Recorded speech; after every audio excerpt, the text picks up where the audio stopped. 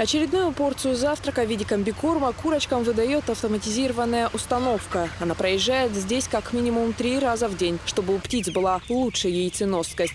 В бункере уменьшается корм. И вот тоже находится датчик, который показывает, что комбикорм в бункере нету. И дает опять команду компьютеру.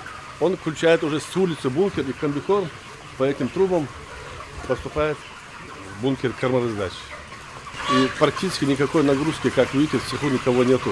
Корм – это именно то, с чего все и начинается, признаются птицеводы. Без хороших кормов не будет здоровой птицы, а значит и привеса. Меньше чем за год крестьянско-фермерскому хозяйству Жайна удалось развернуть свою деятельность максимально масштабно. Теперь регион сможет полностью отказаться от импортных продуктов.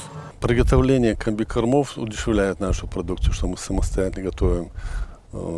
Также планируем, сейчас увидели 2 корпуса, создать родительское стадо для получения племенного яйца. У нас получается, что если мы будем получать собственное племя яйцов, собственная инкубация, собственные комбикорма, собственная реализация, позволит конкурировать с остальными хозяйствами в республике, да и в целом в России. На сегодняшний день в крестьянско-фермерском хозяйстве Жайна около 60 тысяч голов птицы. Ежедневно комплекс отгружает свыше 15 тысяч яиц.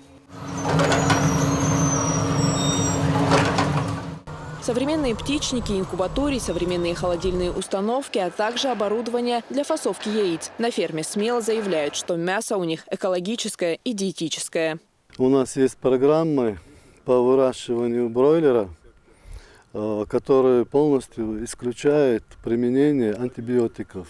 Мы здесь стараемся сделать все, чтобы было чисто экологический продукт. Жайна – это одно из немногих предприятий, которому удалось пробиться со своим товаром на прилавке республики. Это тот самый случай, когда импортозамещение становится главным приоритетом производителя. Уже к следующему году поголовье птицы увеличится в 2 раза. Это позволит наладить поставки продукции на российский рынок. Земфира Лулаева, Альви Баудинов, Дани Хавхаров. Новости.